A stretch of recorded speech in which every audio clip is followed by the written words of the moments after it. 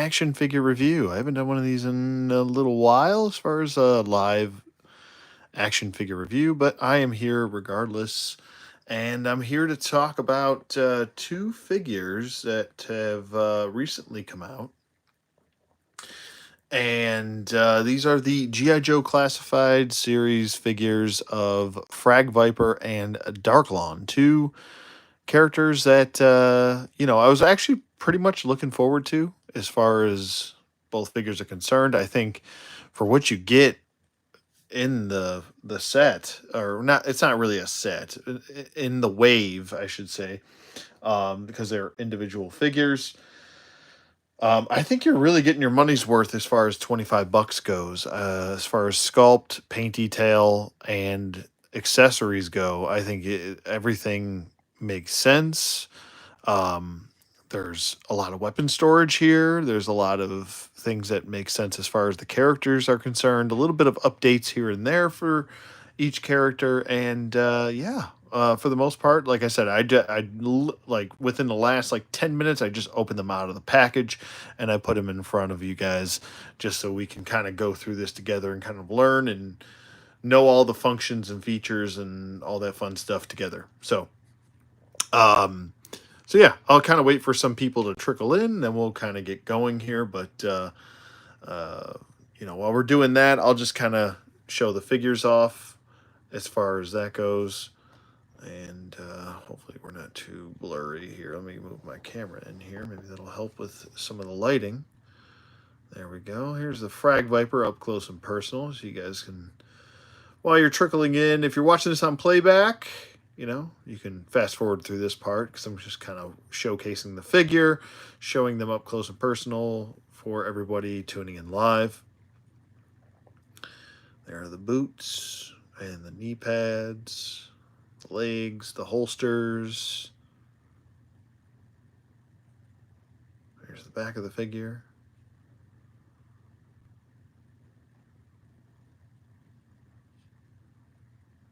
There's the face sculpt.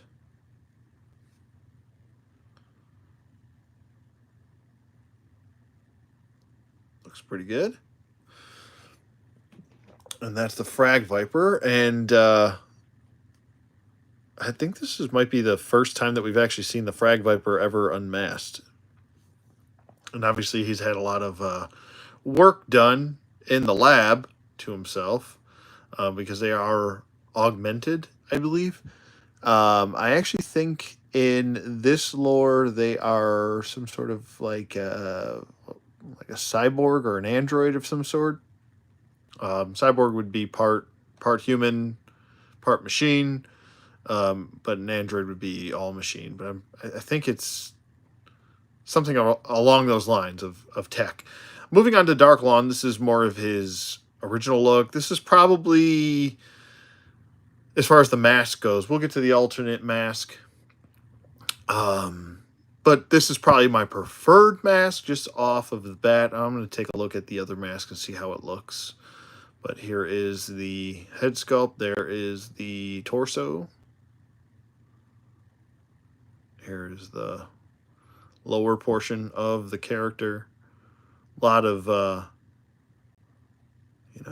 grenades and such around his ankles. There's a knife sheath. There is a back holster for his revolver. Very well done. What's up, Terry? How you doing, buddy? Thanks for modding also, Terry. And shoulder armor and everything. Looks pretty good. But yeah, pretty pleased with getting these in the mail today. And pretty excited to get to know these guys a little bit better as far as the action figure themselves go. I do have the 3 3/4 inch / 4-inch figures. I have both the vintage and the updated, like what would technically be a FSS, and then this guy would be a 25th anniversary. I think he came in the Attack on Cobra Island pack, if I'm not, maybe I'm not 100% sure on that. or accurate on that. But anyway, we'll get to the Frag Viper first. We'll talk about him first. We'll not waste any time. Hopefully my stream is okay this time. I know it was a little funky last time with the Mezco video I made. But here are all of the accessories as follow. Here's the backpack. It's a all new sculpt for the Frag Viper here. I think it looks pretty good. Comes with little antennas right there on the side. There's the inside, I guess, as far as the sculpt goes. Little pockets on the side. Big hole. We'll get to that in a second. Next up, we've got the grenade launcher, I guess if you want to call it that. And he's got like a little hole, very vintage style, Frag Viper-esque looking launcher. Or scoop. It looks like a big scoop. But he's got a little handle right there, a little hole where you could fish the arm through. We'll get to that also. He's got 2 holes here, and we'll also get to the functionality of those. Next up, he comes with a grenade effect. Looks pretty cool. Nice sculpt there. And there's the grenade right here, kind of painted. I think it looks pretty good as far as that is concerned. Next up, he's got 2 of these submachine guns.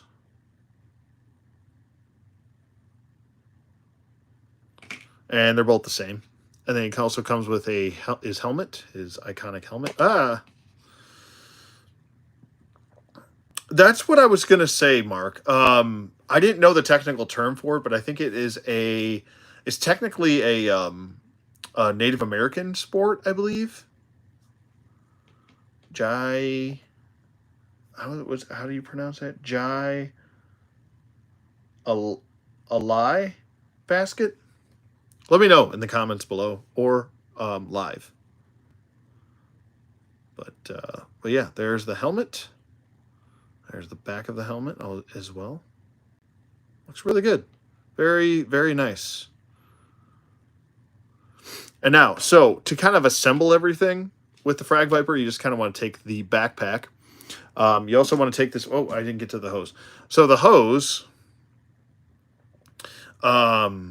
is actually really bendable. It's not a like a bendy wire or anything like that, but it actually is very pliable. It's very nicely done. It feels burly. It has some nice heft to it, but it's not like too hefty where, you know, it's gonna like really get in the way. It's flexible. You don't have to worry about breakage or anything like that, I don't think. So nicely durable, and it's thick and stout, where you don't have to worry about anything being flimsy or too stiff. That's the other thing with something like flexible like this, where it's not a bendy wire.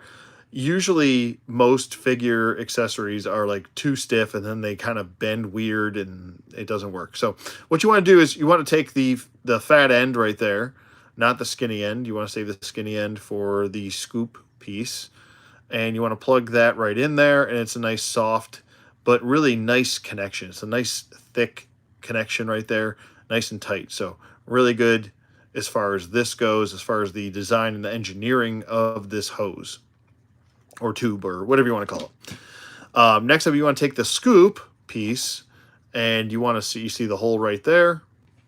You just want to plug that right into there, and it's, like I said, a nice smooth connection point, and everything holds on. I'm doing the jingle test right here. Nothing's falling off. It's really nice and tight. Then you simply want to plug it into the back. You're going to have to move this separate piece on him and just plug it right into his back. Now, the backpacks for me with most, not all, but most classifieds figures have been a point of contention with me. I just don't think that they're very well engineered, but with this, it's a pretty nice, solid, tight connection, and the hole is pretty deep on his back, so you can really get it in there. So that's not an issue. And then fishing his hand in there, kind of have to spread this out a little bit as far as that goes, and it's not too difficult to do. and then spreading the hands. You actually might want to spread the hands first. I might actually go ahead and remove his hand, which is not a big deal to do. Spread the fingers out, and then attach them accordingly ahead of time, and then kind of fish the peg through, take the forearm, and then reinsert it like so. You don't have to do it this way. I'm just doing it this way to do something a little bit different, I guess. And then reattach it there, and then the backpack came off. Hopefully that's not like a reoccurring event throughout this, but there you go. He's got his grenade launcher on there. And like I said, none of the, well, this one's coming off a little bit. Just plug it back in. Might end up just super gluing that in. And that's perfectly fine with me. I don't really have too big of an issue with me super gluing stuff. But there you go with that. And it stores well. I think it looks appropriate as far as that goes. Next up, we'll take the sidearm submachine guns, and we'll just plug them right into the holsters. Nice tight fit there with the holsters, not loose. Even though they are kind of bulky sticking out of the side, there's a really nice tight fitment with those holsters. So there you go with that, and that looks pretty good. I love weapon storage. You guys know that about me if you've been longtime viewers of mine, if you're new to the channel. But I have always loved weapon storage. You know, a figure can come with, 10 accessories or 20 accessories, but if they don't store on them, like it's almost to the point where I'm like, who cares? Because it's just going to go in a baggie, and then I don't care. But anyway, that's just my opinion on that. So next up with this little hose right here, which does come separate in the package. So don't be sure not to throw your hose out. Be sure to exhume all of the accessories out of the package. And the fat end, you want to plug right into the backpack port right up top, just like so. And the other smaller end is going to plug into the mask. Now let's put that mask on. And that sits really nice and tight. It's not too loose or anything like that. Looks really good. And then we're just going to plug that right into the front. Nice tight fitment with both. I can turn the head. It's going to get a little bit tighter once you turn his head too much. But, you can get about there. And that works. And then the other way, you can really get some good range of motion going that way. So, and that's really essentially all you need as far as that goes. Let's see him looking up. I think looking up is adequate. It's better than DC Multiverse figures, better than some Marvel Legends, And then looking down, I think it looks pretty decently. Not the best, but, it gets the job done. And then this is about neutral right there. There you go with that. And then the last piece of the puzzle here is the effect. Now, the effect has a little peg hole, or not a peg hole, but a peg right onto the effect piece. And you want to take that effect piece, and there's actually two places that you can post it, here or here. So if you want to have him, with it just ejecting out, you can have it like that and plug it into the closer hole. Or if you want to have it in the further hole, you can just depeg it and then peg it back into the higher hole. And now he's shooting it out a little bit further from the scoop piece. Not technical term, but just the term I'm using for it. And then you can, get him posed up however you want as far as that goes. I've got to move Darklon stuff over a little bit. Have him turn his head. Have him bend his knees. Get those ankles going. Build that building, Start from the bottom, work your way up. Give him a little bit of a waist twist. Turn that head a little bit. And now he's throwing that grenade. There we go. And I think it looks pretty darn good. Let's get a, let's get a secondary weapon in his hand here, and we'll take a look at how that looks. I'm not sure. I'm sure he's reusing parts. If I had to guess, he's reusing parts from, it might be the Alley Viper, but for all I know, this could be all new parts. I want to say with most classified figures, they do reuse some parts. But as long as it works with the aesthetic of the character, it doesn't really bother me too much. So, but there you go. There is the Frag Viper right there, and I think he looks really good. So no issues there with him. Very, very well done. Really like that effect. That effect piece is pretty cool if you're trying to do some action poses or whatever. But pretty cool, man. Very pleased with the Frag Viper. I've always kind of liked him. I know a lot of people, especially some of the OG 13 original collectors, they're not a big fan of the 90s stuff. I like it. I don't have too much of an issue with it. So I like the Frag Viper. I think he's unique. He looks cool. He's on the cover of one of my favorite G.I. Joe comics. What was that?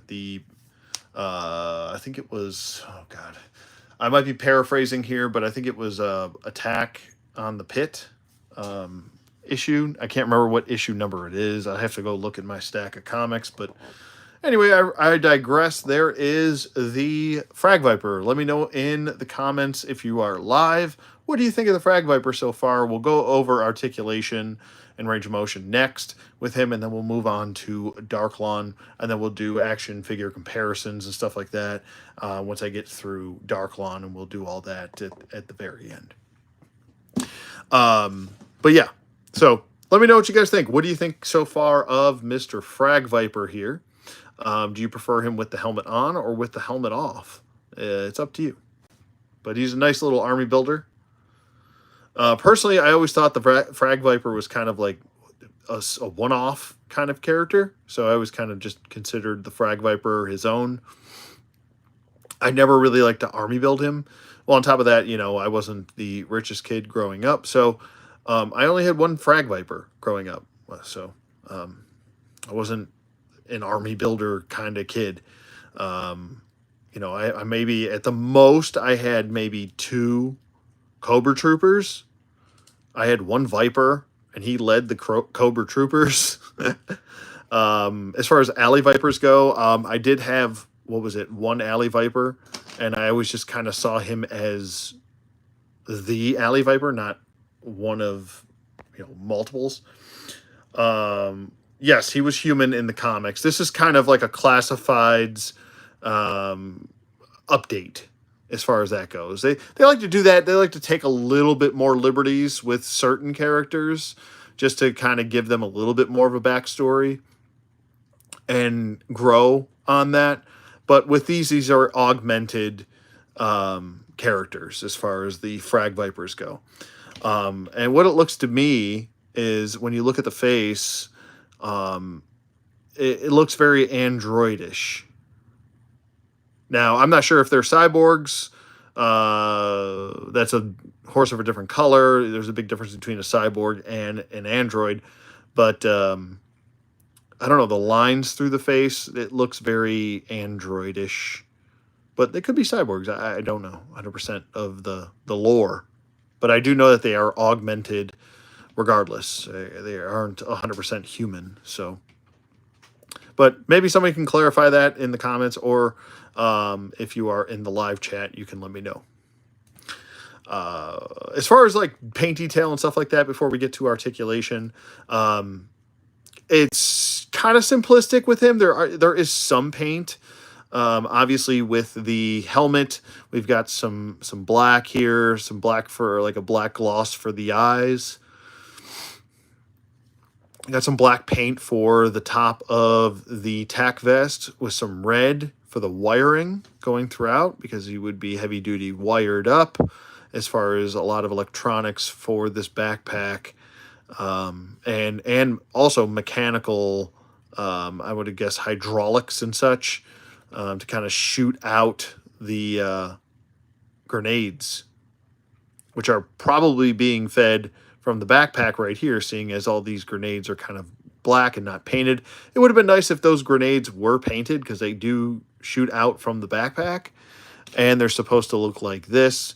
And if you kind of hold them up next to each other, they do hold that same sculpt. But as you can see here, the grenades are like red. If you want to use your imagination, which I like to think that maybe the grenades are all black, and then when they're activated, they turn like a red color, as far as showing that they're activated and a live grenade. So that's just a little piece of imagination lore that you could use, I guess, to justify them not being painted on the backpack. It's up to you. We've got some silver paint for the clasps right here on the harness. Same thing for up top. The pouches on the side are just black plastic. Same thing with the gauntlet. We do have a little bit of silver paint right here for the hand. Same thing goes on the other hand. It is there.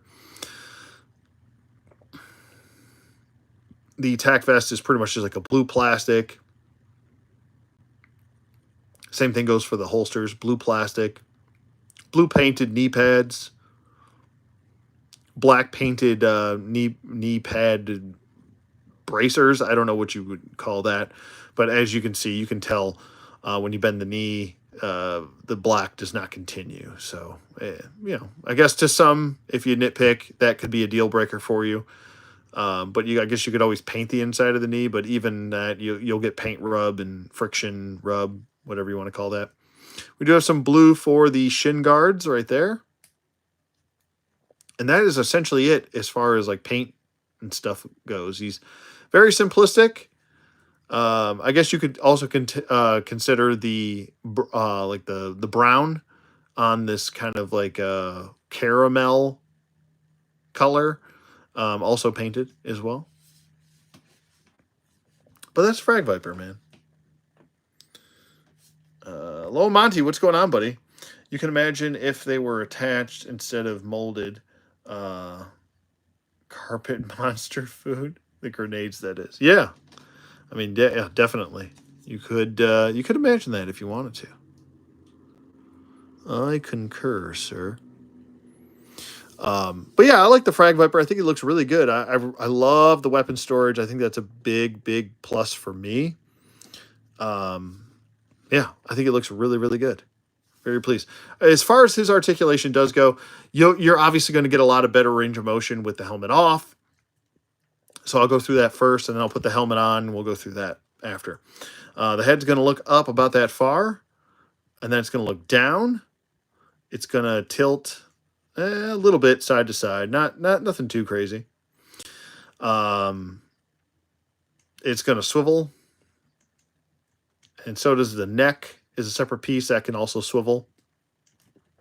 Let's see if he's got jive turkey. Oh yeah, we got some gobbles. We got some turkeys up in here.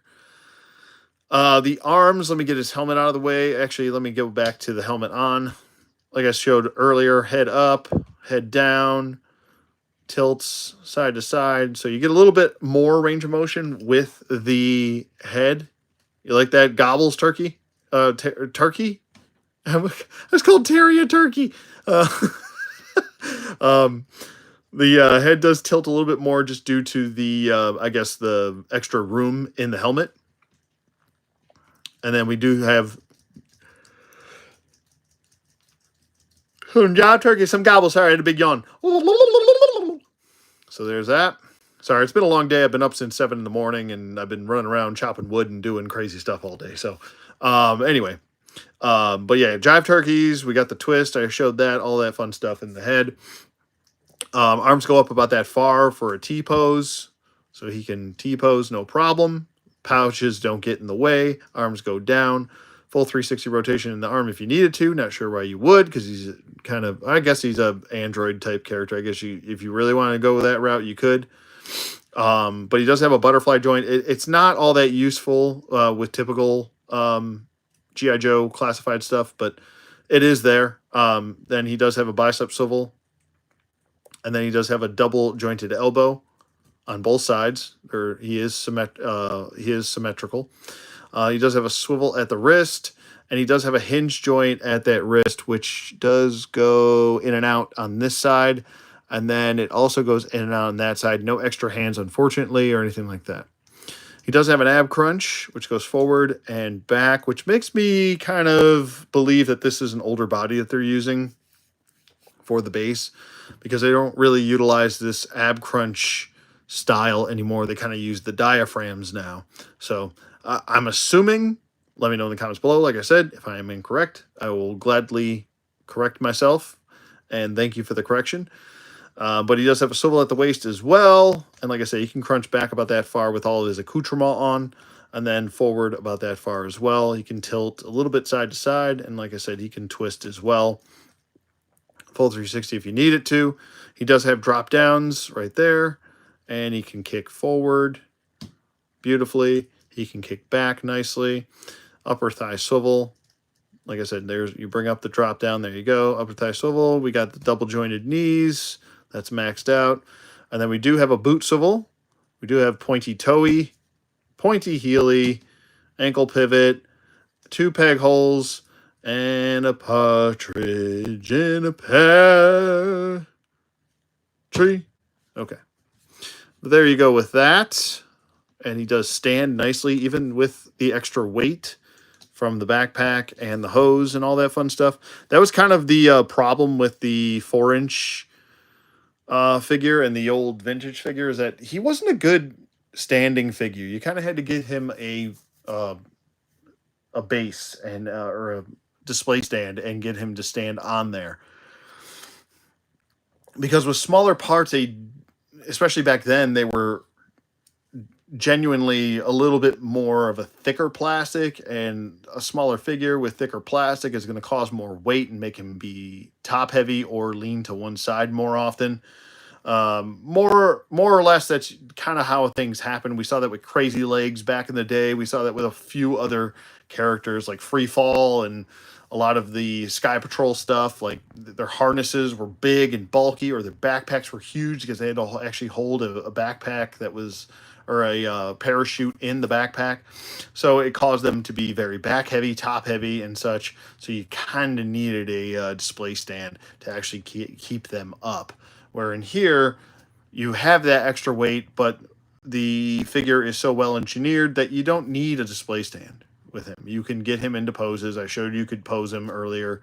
Yeah, I think he's a very well engineered figure, very well thought out, well planned. Let's move on to Mr. Darklon here. And we'll scoot him to the back a little bit in case I bump into him. Darklon, like I said, pretty cool. I always liked his design. Very mysterious character yet again. Another villain character that I always liked. Like I said, now that I'm kind of seeing some pieces of this, as far as how he's being used, I am hoping we get a guillotine figure in the future. He's another one of my favorites as far as that goes, and I'm hoping we get all of Guillotine's team as well. That would be really cool. Out of all the pre-orders, what are you most excited about? Cobra Nomics asked me that. Out of all the pre-orders, what am I most excited for? Well, I would say probably these two. I guess these were technically pre-orders, but now they're in stock. I would say Darklon was probably my most anticipated for this year so far. Law and Order. Trying to think off the top of my head. I mean, I'm trying to think who else would be a big one for me.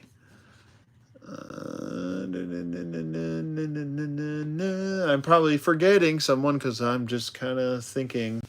Like I said, Darklon, Law and Order. I'm passing on that polar bear snake eyes thing. I'm not a big fan of that. passing on the Hawk and missile system. Trying to think. I think it might just be those. Well, I mean, there is Footloose. He's coming out soon. I wasn't able to get Crystal Ball, so I can't be excited for something that I have no chance on getting. So, Crystal Ball looks great. I'd love to own him, but he sold out too quick, and I'm not gonna chase something that's just annoying to chase. I don't know. The way I view action figures is, if action figures are supposed to be fun, if it's too much of an annoyance, like once something becomes annoying to me, with especially collecting, like this is supposed to be a hobby, it's supposed to be fun, it's supposed to be not work, extra work I have to do. Like I have enough work I have to do professionally, where my hobby shouldn't be work. Like I shouldn't have to jump through hoops to try and get something that gets sold out before I even have a chance to even attempt to get it. So I'm not a big fan of that system, how that's set up. I've never been a big fan of that system.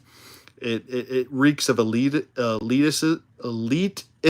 Excuse me, I can't talk.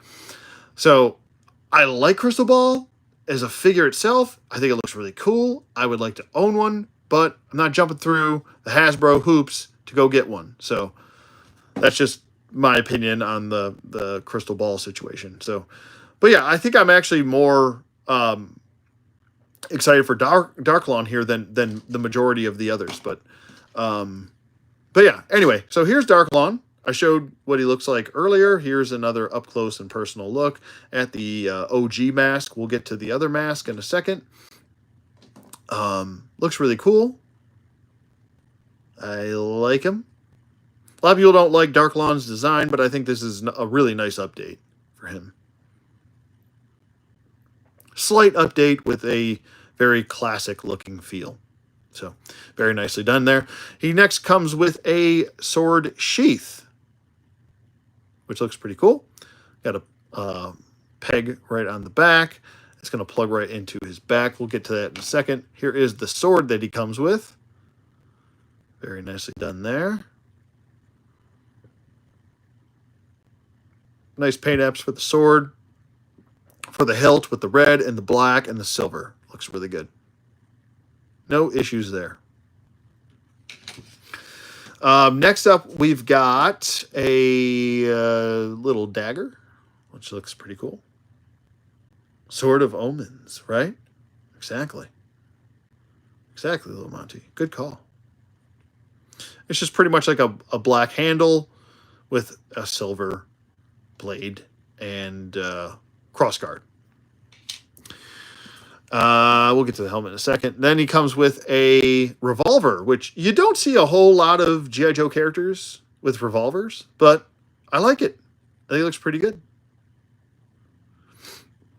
Let me know in the comments if you're watching live. Let me know if there's a character that they have not revealed. And what would be your most anticipated character that they haven't revealed or have not done? Let me know in the comments below if you're watching this on playback, or let me know in the live chat right now if you can. But nice sculpt for the revolver. I think it looks very nice. Nice 38 style revolver. Looks pretty cool. Then he comes with his Gatling gun, his very futuristic looking, iconic looking Gatling gun to Darklon. Maybe we'll get his vehicle in the future. Who knows? Because if you remember the original Interrogator, that's a good one, Low Monty. Interrogator is a cool one. He's a good one. For me, on the Cobra side, it would be, I think, Guillotine. And then on the Joe side, it would be Sneak Peek, if I could pick one. But there's his Gatling gun. I always love the design of this thing. It just looks so, like, it looks so functional, but it also looks like ridiculous at the same time. And I love it. I love it. I love futuristic looking stuff like this. Like I said, it's always with Cobra. It's always just, and I always reiterate this all the time. I know I'm a broken record, but Cobra to me is it's always been that kind of touch of sci-fi with a little bit of reality in there, and they're always one step ahead as far as tech goes over the Joes, which makes the story far more interesting that way. But there you go with the Gatling gun. And finally, we've got the new mask, the kind of more modern looking mask for Darklon. I like to think of this as like his decorative mask that he was given to by Destro. I love that idea. Maybe that's already the lore that they came up with. I don't know. I don't watch the live streams anymore with Lenny and the gang and all of those people. So I don't know if that's what they came up with, but this is what I'm going with. This is like his, you know, we just won a victory, big victory against the Joes, and we're going to have a parade. And what are you going to wear during the parade? You're not going to wear your battle mask. No, no, no, no, no, no. You would wear something decorative, something to, celebrate your big victory, right? I mean, you could, if you want to use this as the battle mask, go for it. I'm just giving you my own ideas. But this looks like something that Destro would make for Darklon. It just makes sense that way, I think. So that's pretty cool. Let's go ahead and pop the old mask off, and it pops off very easily. That really was not much of a tug at all. But, yeah, very nice. It actually pops on snugger when you're popping the helmet on, as opposed to popping it off. You really don't have to pull much. Let's get this new one on. There you go. I want to say the newer helmet actually has a tighter fit as far as getting the helmet on, and then taking it off. Yeah, a little bit snugger. You have to pull a little bit more. But there you go. That's what the new helmet looks like on Darklon. I still think it looks really good. It's a really nice option to have. I like to have options. Yeah, it does kind of go a little bit against my, he can't store everything on there. But with extra heads, I never have that issue. That's the one thing I'm willing to kind of give a little bit more of leniency to, would be extra heads, stuff like that. Because, you could always use this as an extra helmet and you can hold it, I guess. So there's that. Looks pretty good. It's more of a mask also than just a helmet, because you could see the mask straps right here. Same thing with this one. You've got the straps on the back of the head there. So looks good though. I like it. I'm probably going to go with this original design just because I feel like this mask is it's a little bit too iconic to not have it on display. For the character, it's like Darklon. You don't really know what he looks like. So you would just go with something like this. Now, maybe I'm scratching my head here a little bit, but I always remember Darklon having red eyes. Maybe I'm going bananas here, but they actually gave him eyes with pupils, and they do look augmented. So let me pull my camera up further, and let me get in really close so you guys can see. Hopefully this will focus while I'm doing this. If I wasn't shooting this live, it would probably look a lot more crisp, but he actually has red eyes, and they almost look snake-like. If you can see that. So Cobra likes to augment their characters. Same thing with the Hydro Vipers, which is another one I would say that, that would probably be another character that they haven't even announced, but I love the Hydro Vipers. They're my favorite deep sea diver. And they are heavily augmented as far as that goes, or enhanced, whatever you want to call. But it makes sense for Cobra. It makes sense for, villains in general. The Jungle Vipers would be a third pick for me for Cobra. I love the Jungle Vipers from Pursuit of Cobra. But there you go with that. Let's get him kind of geared up here. We'll go ahead and put his dagger in here. And it fits right into the sheath. on his ankle right there. Nice tight fit. Let's do the shake test really quick. Nothing's coming out there, so you don't have to worry about that. Next up, we'll go with the revolver on his back. Now, I really like this holster for the revolver. It is actually looks very close to an actual real life revolver holster, because if you know anything about holsters for real steel stuff, then you'll know that revolvers kind of have to have a kind of like a specific fitment groove for their holster. And I really do quite like that. So that's actually a really nice touch that they decided to do that. It might impede a little bit with articulation, but actually not too much. But we'll get to that once we get to articulation. I'm not going to go too in depth with that right now at this moment. Next up, we'll do the sword and the sheath. It's just going to plug right in like that. Nice tight fitment. Let's do the shake test again. Nope, it's in there. And then we're just going to plug it right to his back. Just like that. Nice, really, shake test. Nice tight fitment there. Very well done. I like that quite a bit. It looks great. It just kind of gives him a little bit more, because the original figure did not come with a sword. It didn't come with a revolver or anything like that. It didn't come, obviously, with this helmet. It essentially... Sorry.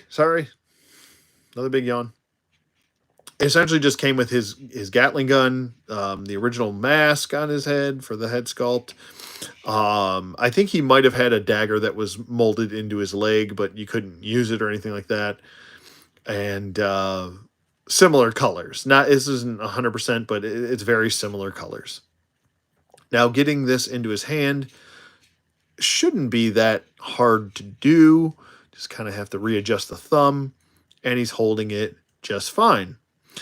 It is a little bit floppy, but it's not as floppy as, like, if you guys own any of the Halo Spartan collection figures, you'll know how much of a fuss I put up about how floppy those character weapons were.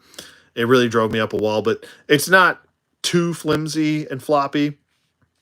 So there's that. Let's see if we can get him to two-hand this, which he should be able to. Let's get him in a proper pose here. We'll spread those hands out. And the hands aren't too stiff as well, which is really nice. So you can really get that hand going as far as that goes. Spread that thumb out. And, you could have him shooting it from the hip like this if you wanted to. Let's turn that head a little bit. Get him going. Let's get him into a little bit of a stance here. I just want to have him shooting from the hip, but he does have a sight on there, so let's try and get him into looking down the sights. But I think that looks good too, So let's get him into a legit firing pose. I kind of have to twist this arm up. Let's get this situated properly so he doesn't look like a goofball while he's shooting. And then we will readjust that hand and twist the hand as well while readjust. It's a whole bunch of just kind of fiddling around.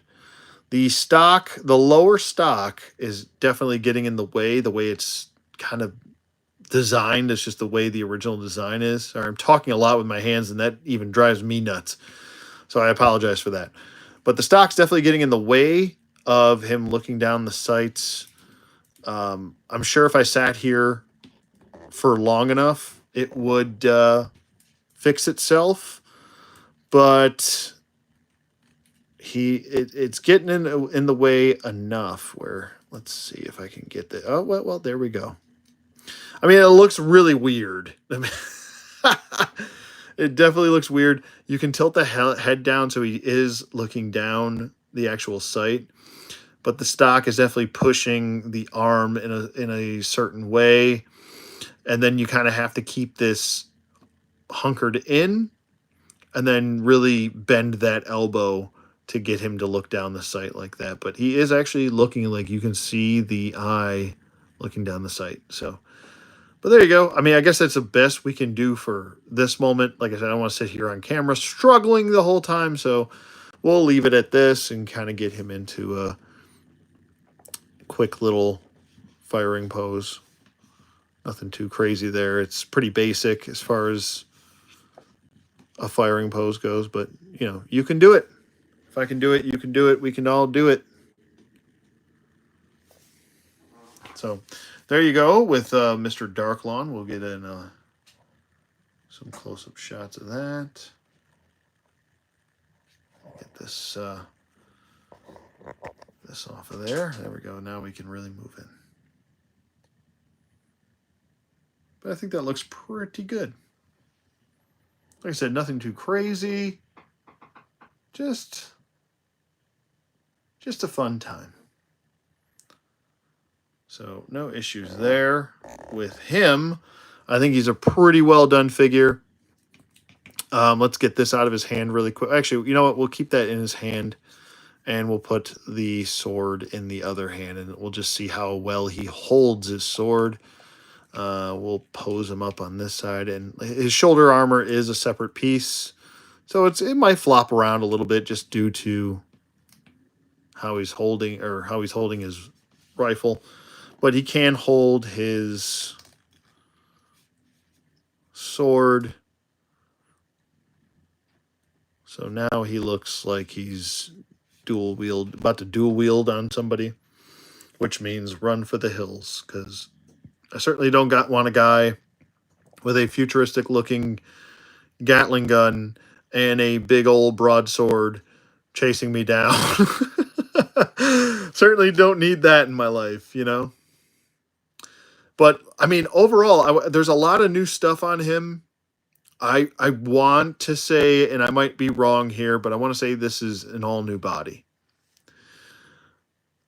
I'm pretty sure I haven't seen, well, at least offhand, I haven't seen any of from the thigh or even the leg down, any of this sculpting used on anybody else before.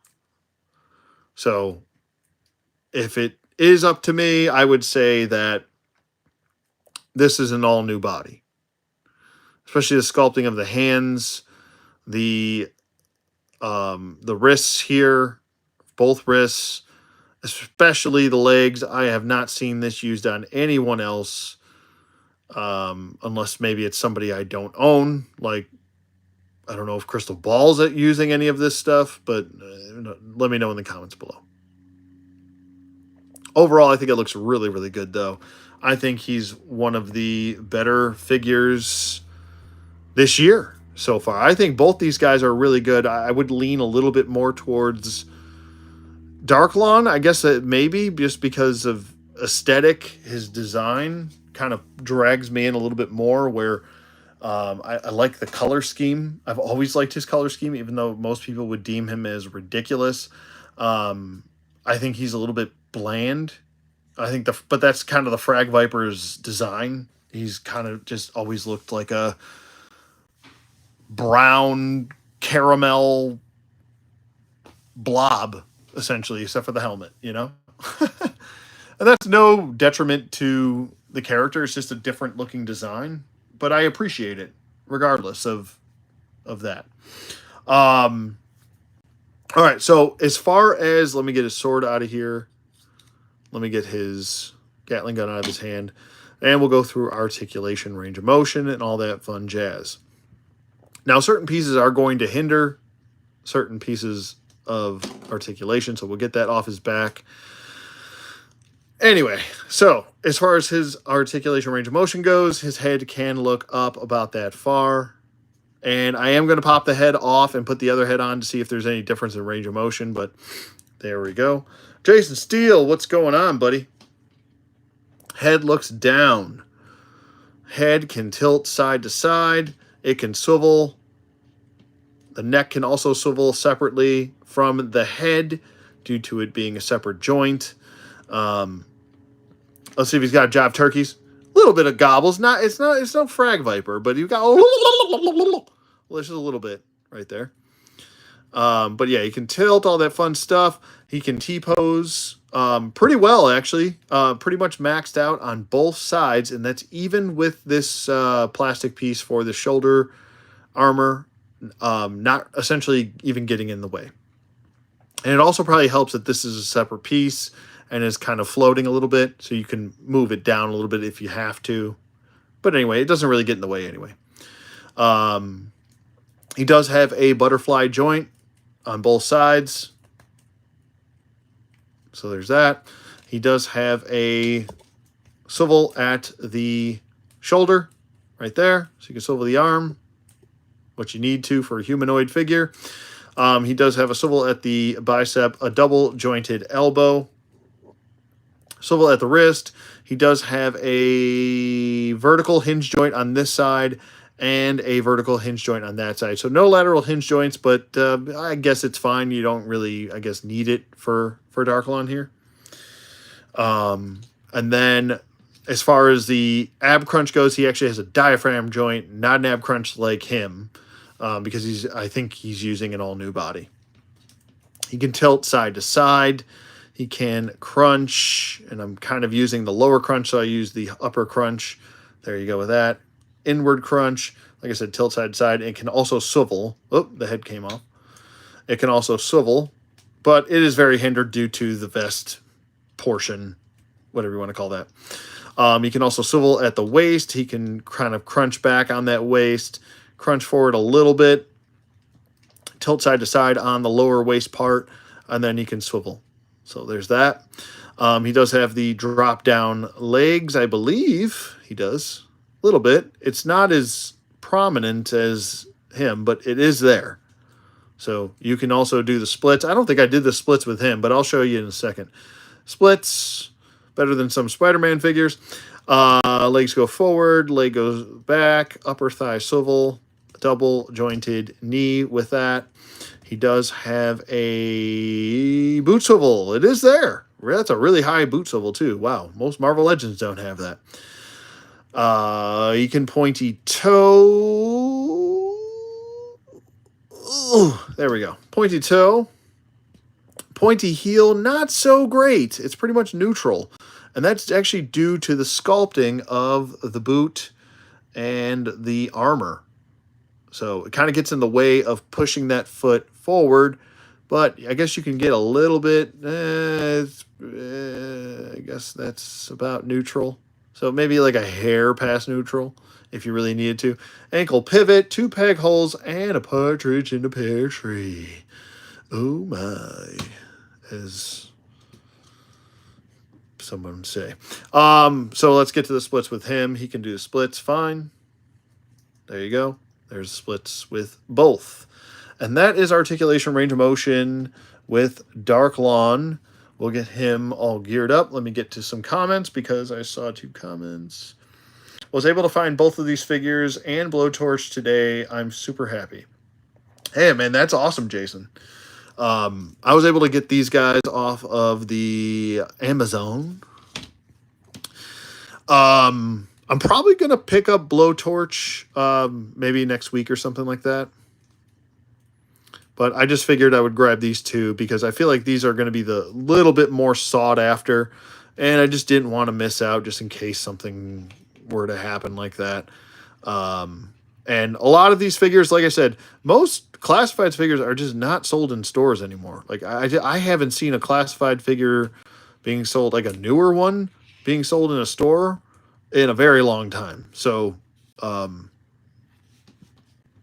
I feel like the last time I even saw one, was it, I didn't do articulation with the other head. It might have been maybe about a year and a half ago. But here's articulation with the other head on. I want to say it's adequate. It's just about the same. I mean, it could be way better, especially with having the ball peg up top and then a ball peg down in the body for the neck. It looks down adequate. I guess it's fine. Not the best. Tilt side to side. Let's see if we got job turkeys. A little bit of gobble. Just a little bit. Just a teeny one. But there you go. But yeah, There you go. And let me get to that other comment that we had here. Let me just reassess him here. Let me fix that so he doesn't look like a goofball. There you go. Was Darklon in the later cartoons or the comics only? I quit the line after G.I. Joe, the movie, up to the Battle Force 2000. I'm pretty sure he was in the comics. He was... I want to say I might be wrong. I might be wrong. Don't take what I'm saying with a slight grain of salt. I'm pretty sure he was first featured as a toy with the his vehicle. Oh God, I can't remember everything offhand.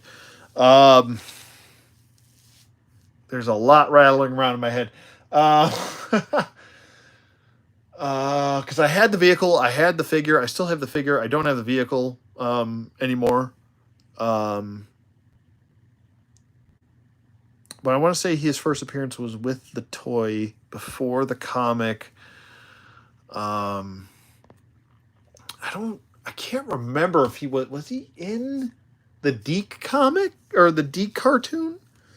I don't know. I haven't seen the Deke cartoon in forever.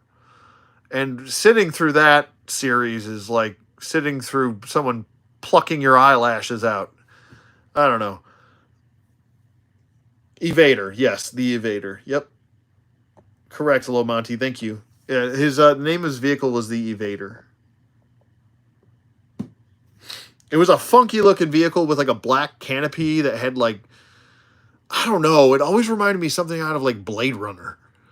Because it was like, had like a black canopy with like slits through it, like 6 to 8 slits through it, and it was kind of like a weird futuristic looking like motorcycle, but he was like laid down in it on his back. I don't know, it was a weird vehicle, but still cool on its own right for being unique looking, I guess, you know.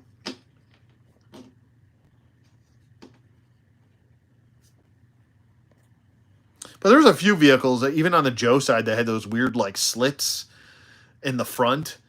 What was it? What was it? Wasn't it like the Mad Dog or what was it? The oh gosh, this is okay. I can't remember anything. I own it. Damn it! It had like a big cannon on the back. Was it the Mad Dog? I am rusty right now. Oh boy. But yeah, I remember the Battle Force 2000 stuff, and I remember liking the thought process of it, but the execution with Battle Force 2000, I don't think it was very well done. I think the idea of them was cool, but the execution could have used a little bit of work.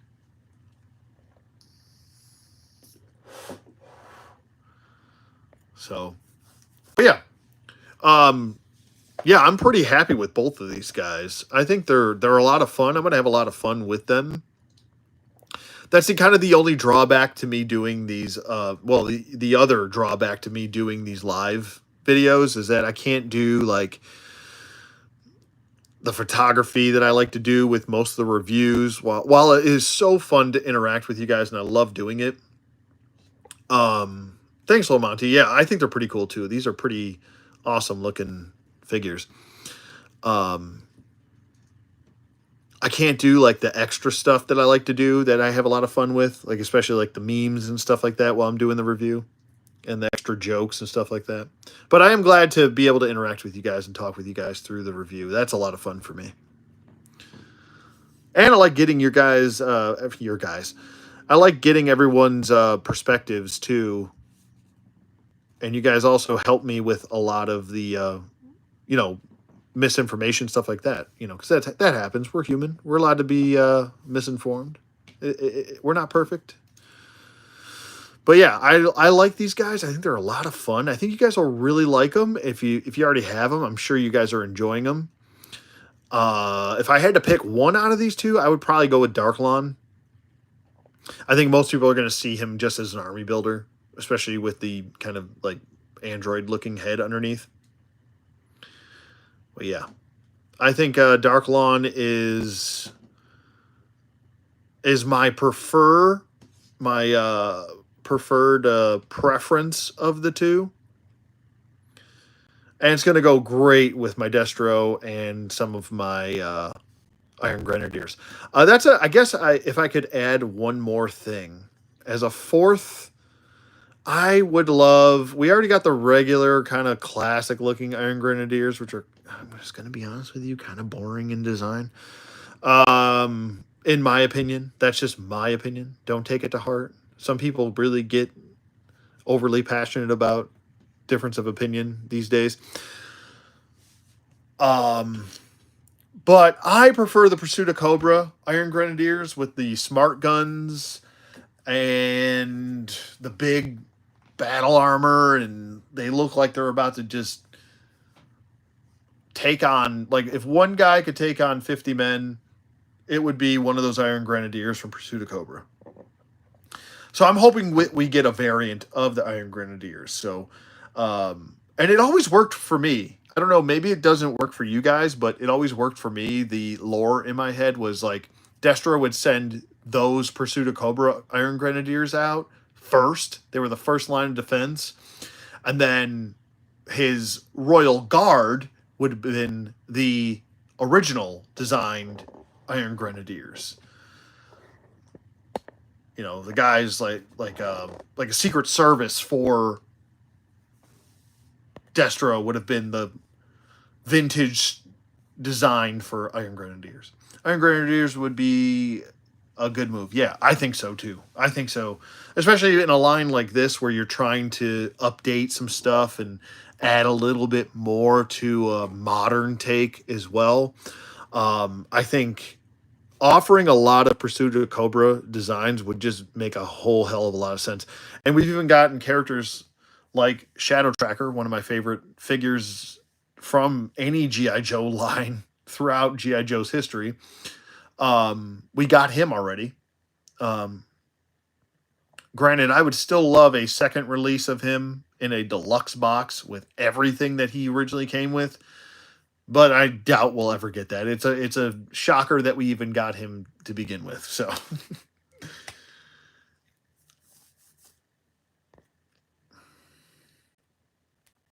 but yeah, I really like these guys. I would definitely give them definitely a two thumbs up. Don't worry, we're gonna still get to um, size comparisons and stuff like that. But I just wanted to throw in my 2 cents. I've talked them up enough.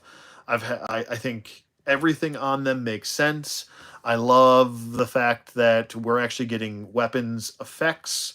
Also with uh, Frag Viper and Darklon getting the extra little bit of added characterization with his figure. I think it makes a ton of sense with that the nice um, longsword that he comes with. The I guess you would call them grenades around his legs. I think that's actually all sculpted in. It's actually not even a separate piece.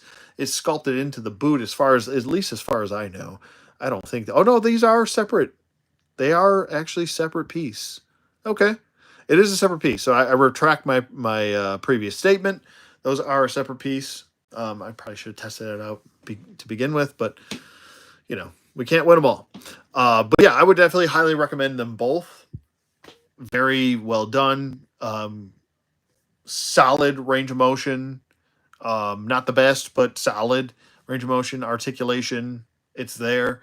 Sculpt, paint, it's there. I like the even the camo. They went darker with the camo, where earlier in the line they kind of, you know, really went light with a lot of the camo patterns, which I wasn't a big fan of. So, but yeah, let's get to some more comments here.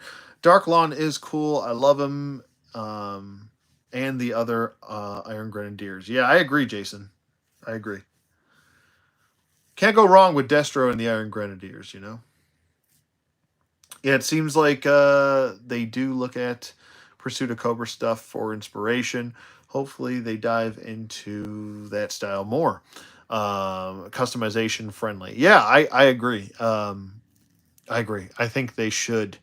And a lot of the designs are really just very simple updates. I would love a Pursuit of Cobra Dusty because I feel like they really dropped the ball on that original Dusty figure. And you guys know me, like Dusty's one of my all-time favorites, probably my favorite GI Joe of all time. So, yeah, I would love an update for him. There's that, and yeah, a lot of the newer Hasbro figures across the board, whether it's a Black Series, classified, or whether that is Marvel Legends, they've become a lot more customizer friendly. It's easier to take limbs off and swap them with other figures and stuff like that. So it is a much more customizable friendly figure. I don't know where I was going with that. But anyway, I digress. Let's get to some size comparisons here. Let's get them all upright and proper. Darklon is almost properly standing. There we go. And then we'll get to this. Let's take his thing off there. Get him standing as well. Stand at attention, soldier. There we go. And we'll get to that right now. He is leaning a little bit. There we go. And I'll scoot that over just a little bit. I know I'm ruining the immersion. My thumbs, too. And we'll scoot those back a little bit. There we go. And we'll start off with a Black Series figure here. Well, here is my typical. There's a Dagobah. And be sure to tune in tomorrow. I'm uploading my collector's edition McFarlane Wonder Woman figure. So you guys will be able to check that out tomorrow if you want to. It'll be uploaded by, I think, around 4 or 5 o'clock. That's usually when I upload stuff. I might have went for 3 o'clock tomorrow. I'm not sure. But there is Dagobah from the Black Series, and then we also have the Commando Droid, the Republic Commando from the 2-pack with the the regular droid, B1 battle droid. I can't think of anything right now. My brain is fried.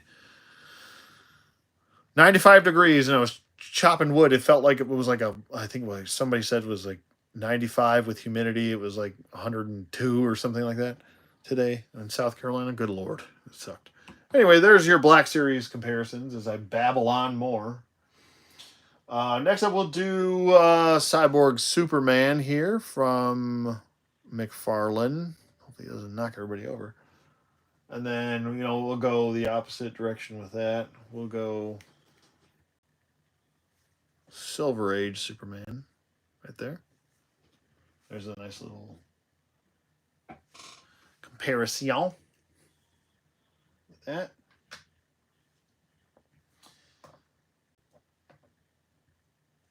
Stand up, Luke. Don't fall over. So there's a McFarlane scale. And then let's get to some other figures here. And we'll do a He-Man. There's another one of my favorite figures. I can't put this figure down. He's just so much fun. Let me make sure he's in the shot here because he's kind of standing outside the shot. I'll try to get his arm in here so he can fit. There we go. There is the 40th anniversary Masterverse classic looking He-Man. And we'll do Action Force. There's a Desert Condor. Another awesome, fun figure I like to play around with a lot. And then next up, we'll get him out of here. Let me know if you guys have any questions about size comparison, stuff like that. while I'm doing this. I'll try and keep an eye on the comments here. Let's see. Luke, aren't you a little short for a classified? Right? Exactly. Good one, Mark. I like that one. Cobra says, I would get in trouble with Star Wars, Marvel Legends, Sentinels, addictive army building. Oh, yeah. I mean, hey, if that's your thing, but you know your limits, yeah, keep your limits there, you know? You don't go too hard, you know? I mean, if you can, by all means go. I'm not telling you what to do, but yeah, if you don't want to go down that route, then don't do it. Don't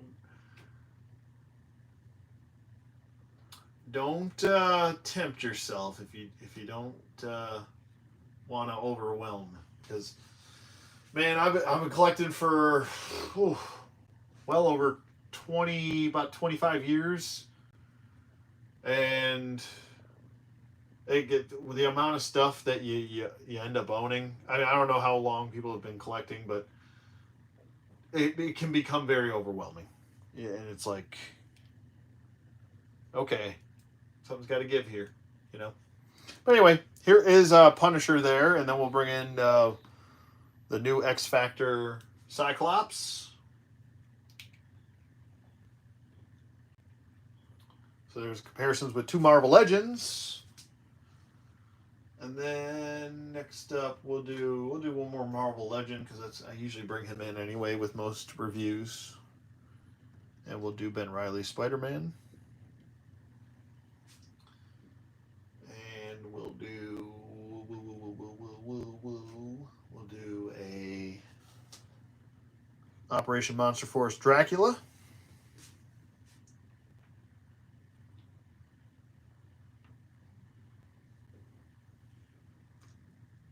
So there you go with those comparisons.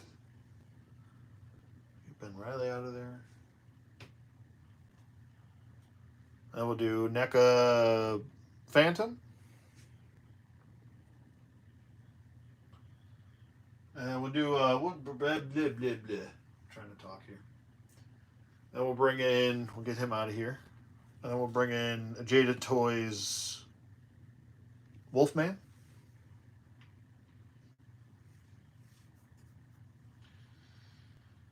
And then we'll bring in two fellow classified figures on the other side of the spectrum here. And we'll bring in Tiger Force Outback. And we can't have a review without him. It's obligatory Duke. He's so obligatory. He's obligatory Duke. All right. Do I collect any NECA? Yeah, I have a whole bunch of some old and some of the newer, like Ultimates, Predator and Aliens. As you saw, I have Phantom. I have both versions of the Phantom from the old cartoon and for that classic looking version, which I love to death. I've always had a really nice. I've always had a real soft spot for the Phantom figure. I just have a soft spot for any pulp action comic booky, like 30s, 40s. Well, I shouldn't say 30s. Well, yeah, 30s, 40s, and 50s pop culture characters. I don't know. It's just something about it, like the Shadow and the Phantom. Who else would be?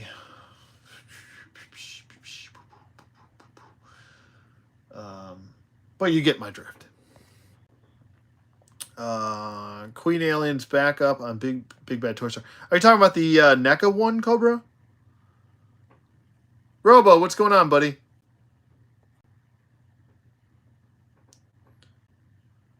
$1K. You have 1K. You have 1,000 Cobra Army troopers. Holy Toledo!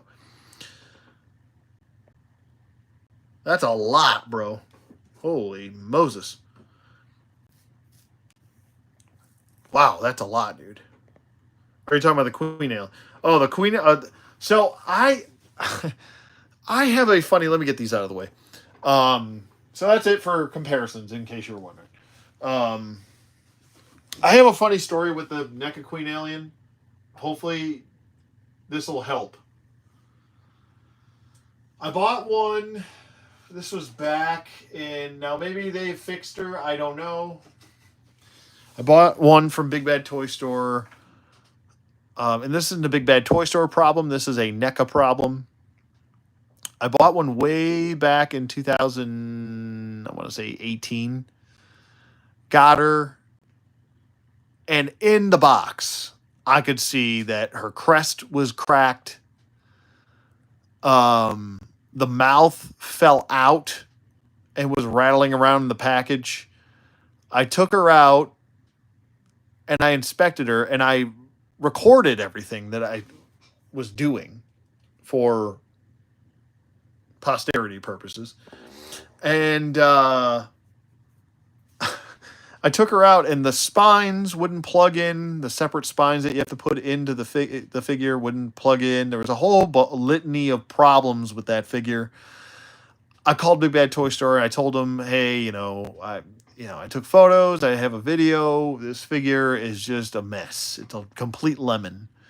And she's like, oh no, let me guess. It's the Queen Alien. And I was like, yeah, it is.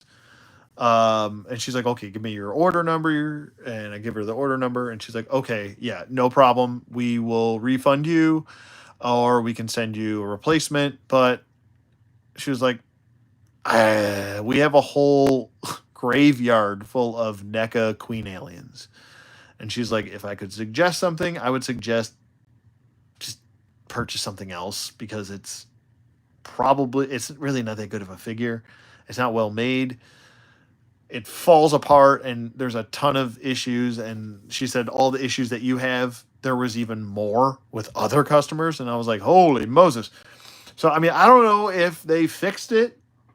Maybe they did. I don't know. But that I'm just telling you from my experience and then what I was told, that I know a lot of places, even if you buy them from a comic book, be very careful buying NECA stuff from a comic book shop because a lot of comic book shops, not all of them, but a lot of them, have a no refund or return policy on all NECA products because they fall apart.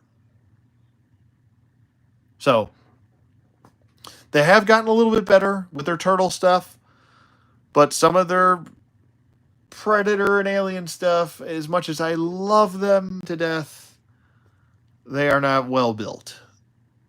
Now, they used to be far worse back when I first started buying the line back in like 2014, 15, even 2011 with some of their figures I would buy in like Toys R Us and stuff. But articulation has gotten better with them. I will say that. Paint, sculpt has always been pretty solid with them, but their figures were always just had a crumble in your hands problem.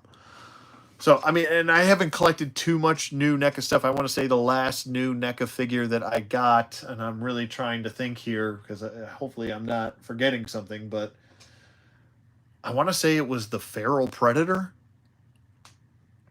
from like 2 years ago. That's probably it.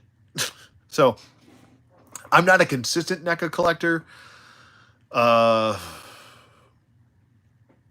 if a cool Predator design comes out, I usually will snag one. If a new Alien design comes out, I usually will snag one. But I'm not like, sorry, that was a long story. I went way too more in depth with that. But hopefully that information helps somebody. I don't know. That NECA Queen is ODC's 1K, but 1K pieces, right? Nailed it, Lomonti. Alien indiscretion.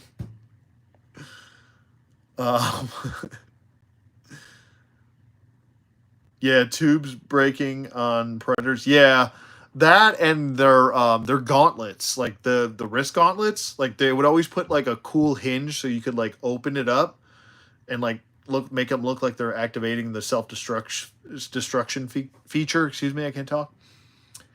But the hinge on them would snap right off, and I mean right off in package or already be broken. So got a NECA figure the other day that was broken in the box. Rip Casey Jones dirt bike. Oh, that sucks. The movie one. And that's funny because I've went to a lot of Walmarts and that is always on sale. It's on sale for like $30. And I was like almost gonna pull the trigger because I'm like, that's like $15 for a bike and then $15 for a figure. And that is right down my alley because most single carded figures from NECA are like $37. And I'm like, yeah, I think that's another reason why I kind of gave up. Oh no, I'm sorry. You know what? The last NECA figures I bought were turtle related, and I believe it was the NECA box set of the um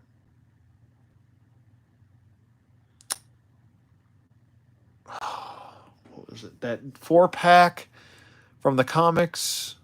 It was all four brothers, just the regular um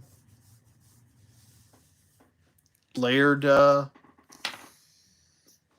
artwork comics. Anyway, that was the last NECA one that I got. As far as Predators go, it was the Feral Predator, without a doubt, because I haven't bought any Predators since. But yeah, that's gonna be. But yeah, I mean, Jason, that sucks, man. I'm sorry to hear that broke on you, man. That sucks. It was the movie one. It was on clearance at Walmart. Yeah, that's we're talking about the same one. Yeah, yeah. I saw it on sale too. I was tempted, but then something told me not to do it.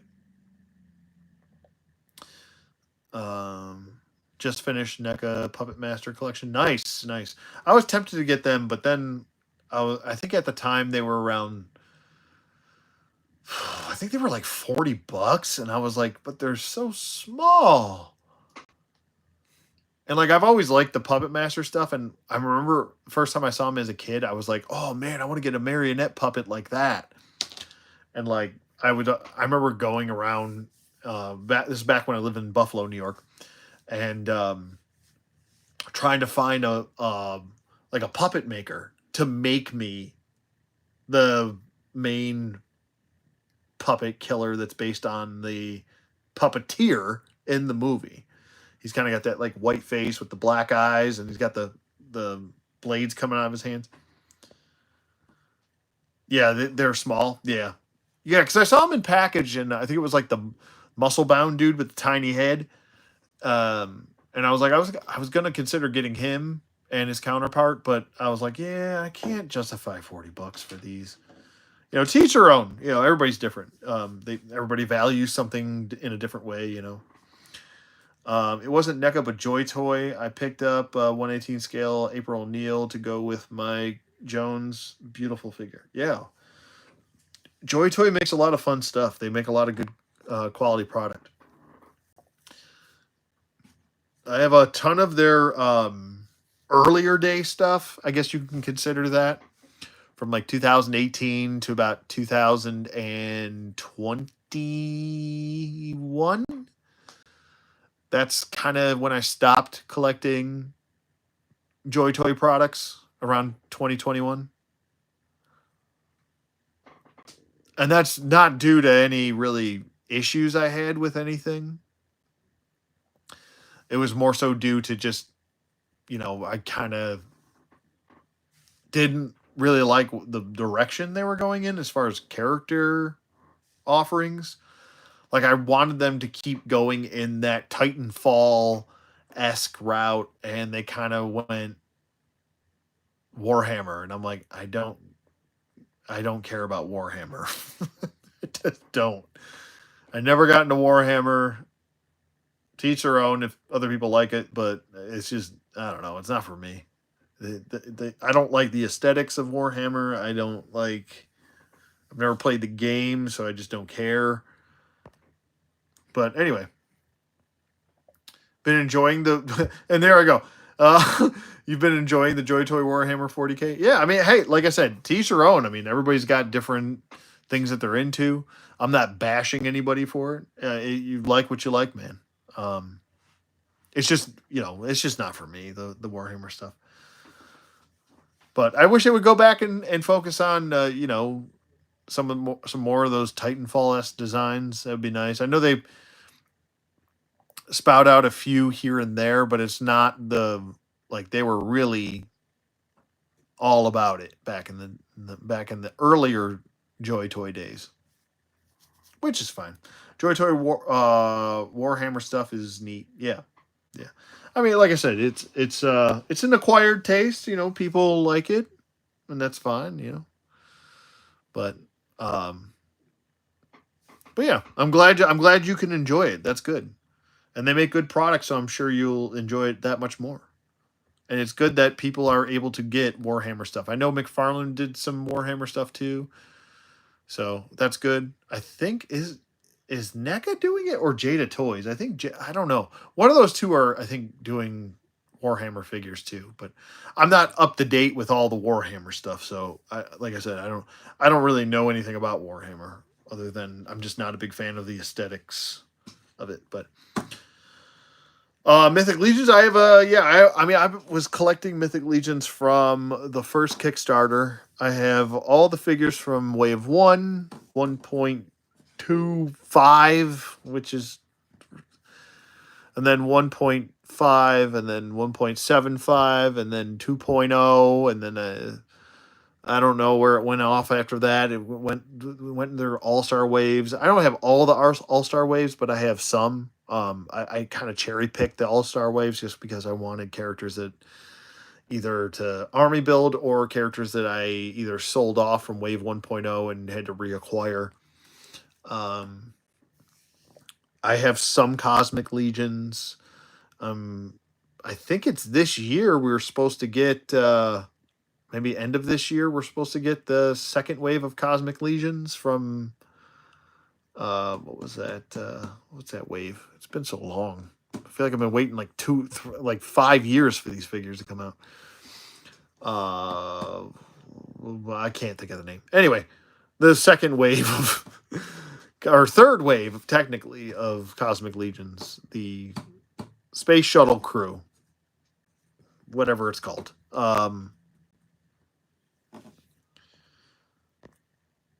But yeah, I pre-ordered those. I think that's the last wave that I've done with Mythic Legions because I've been collecting them for so long, and I just like what else do I need from Mythic Legions at this point? Yeah, that Necronomus wave took a good while. Yeah, it took a long while. Holy Moses! For Mythic Legions, yeah, I agree, Lomonti. It did take quite a bit of time. The Poxus wave took forever too.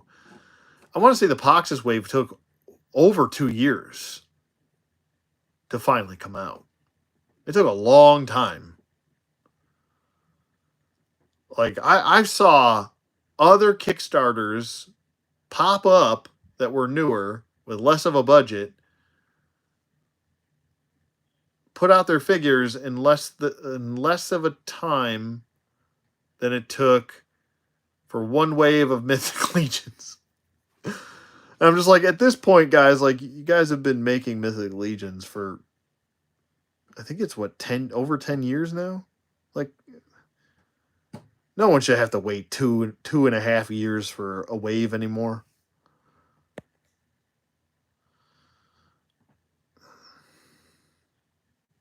Yeah, I thought I got ripped off there for a while. Oh yeah, no, the Four Horsemen will never rip you off. They'll just make you wait forever. So that's kind of their MO. Like they build up a lot of hype with their figures, and then you got to wait like 2 years for them, and then you forget, and you're like, oh yeah, I don't even remember ordering that. How much per figure is a Mythic Legion worth army building? I don't. If you're on a budget, stay away from Mythic Legions. It's too expensive. If you get on the I don't know. Personally, I think they're well, okay. Let me start over. with Mythic Legions, if you're trying to get into it, if you're on a budget, I wouldn't recommend it. I think they're too expensive. Even if you pre-order the figures, they're anywhere from $35 to $37 a piece. Army builders are like 30. They used to be, so originally when the Mythic Legions came out, they were 22. And they just gradually have gotten more and more expensive. And you're getting essentially the same stuff with some cloth goods here and there. Now they're like $40, I think. The Army builders are like 30 to 35, depending on if you pre-order it or if you don't. If you don't and you buy them at a big bad toy store, they're going to be $50 a pop. And that's, some Army builders are like 40 to 45.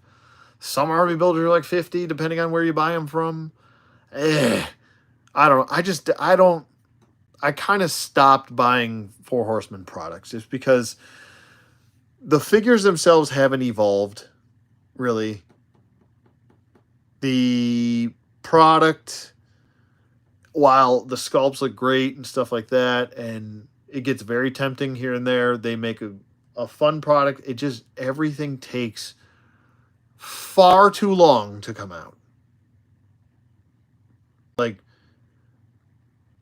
far too long to come out. And they're a smaller company, but they've been in the game for long enough. I don't know. A lot of people, I think, make excuses for the Four Horsemen because they don't want to piss them off. So, I don't know. I kind of stopped collecting them. Like I said, what was it? What's the name of that damn wave? I can't think of it.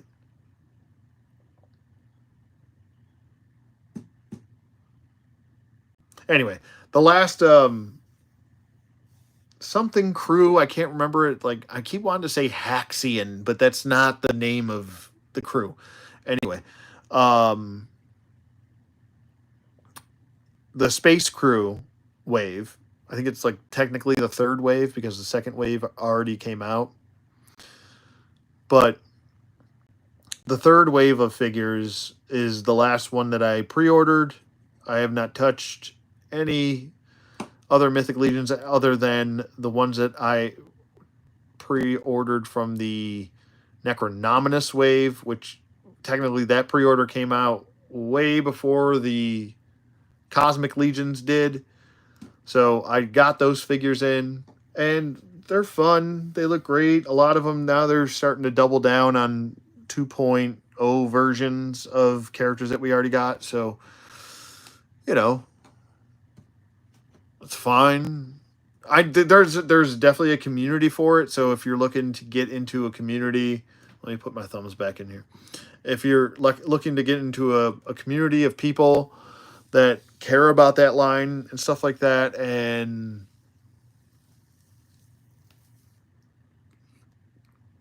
you know, you have a bigger budget, then I would say go for it. But if you're on a budget and it's a little bit tighter, I would say just spend your money on something else. Yeah, expensive, but look at it from hold on. How much per, oh wait. Lomonti says, yeah, expensive, but look at it a different way, Cobra. For the price of one Sentinel, you can buy 3 Mythic Legions, maybe less. Yeah, I'd rather have the Sentinel. I'd much rather have the Sentinel.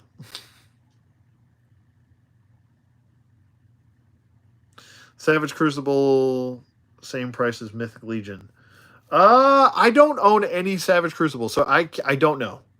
I will be honest with you. I do not know. I don't own any of them. I was going to get a couple, but, excuse me. But I kind of was like, do I really need that? Do I really need to get into another toy line right now? So, I can't, it's like as much as I love variety, and there are tons of cool figures out there. It does come down to what's important at the end of the day. Like I'm at the point in my life where I'm like, you know, when I die, if or when whatever that day comes, I can't bring any of this stuff with me to the afterlife. Like at some point, like, and that point is probably coming soon where I'm going to be selling a lot of my collection off and try to just keep the ones and the some of the toy lines that I really do enjoy and can really appreciate, and I don't have time for everything. Like I have entirely too much stuff and it needs to just go. It needs to go. I'm not trying to be braggadocious. That's the last thing I'm trying to do. I'm just stating, like, just collect with a plan, because there's a lot of times where I bought stuff and I was like, thrill of the hunt, let's just buy it. Why not?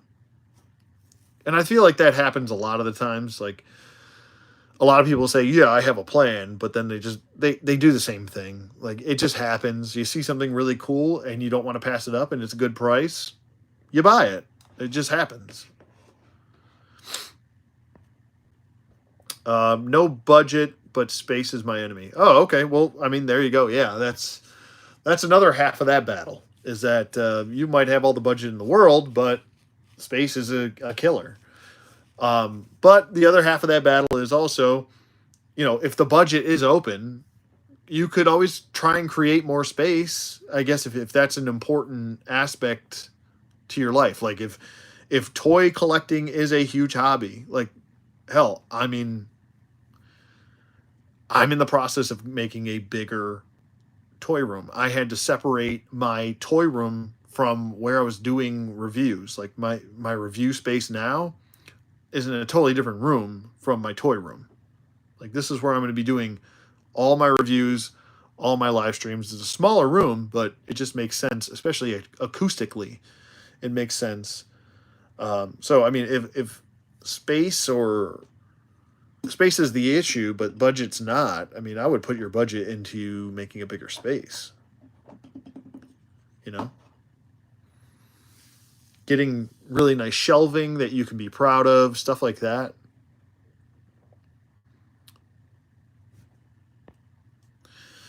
Space is always the issue for me. Yeah, I mean, yeah, that's where I'm at too. I'm on a budget though. Like that's the thing. I have other responsibilities and stuff like that besides. I wish. You know. So. Oh man, budget. Low Monty says, "Oh man, budget and space are my enemies." Yeah, I mean that's always the problem. It's always like you have one but you don't have the other, and sometimes both are the issue. You know, so yeah, it's tough. It's tough. Collecting is not an easy thing to start and then get out of. Like some people have issues. I don't know where to start, and that's frustrating. And then some people are so into it, they're like, yeah. And then it becomes overwhelming on top of that. Here's a sub point to that. You have so much, it becomes so overwhelming, you don't even know where to start selling stuff. And then you don't know where to sell stuff. Where is the best option for you to sell those things, you know? That's the other issue too, is that you want to um you want to find a good spot where you're not getting killed by like eBay fees and stuff like that as far as financials go, like trying to sell stuff. um Macari is it's more of a seller friendly place as opposed to a buyer friendly place with all the fees and the nonsense. So I mean, stuff is going to sit up there for a while. It'll eventually sell, but man, okay.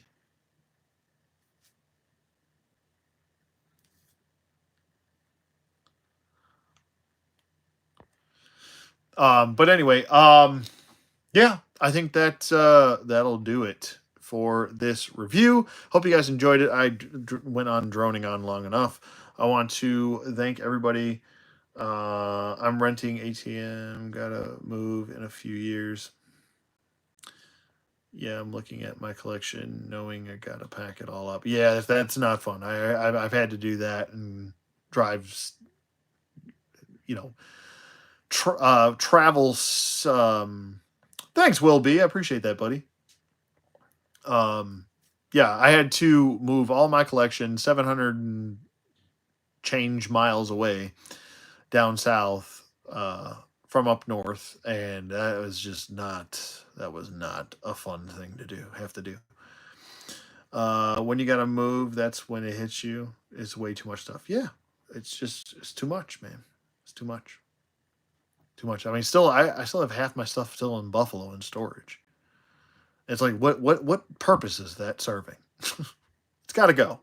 So this is the year where it's going to go, and unfortunately, a lot of it's going to be like vintage GI Joe stuff, a lot of vehicles, play sets, a lot of that stuff I'm gonna be selling, and I've even reached out to a couple different places. You probably have seen them on YouTube that buy stuff from collectors, and they don't want to pay.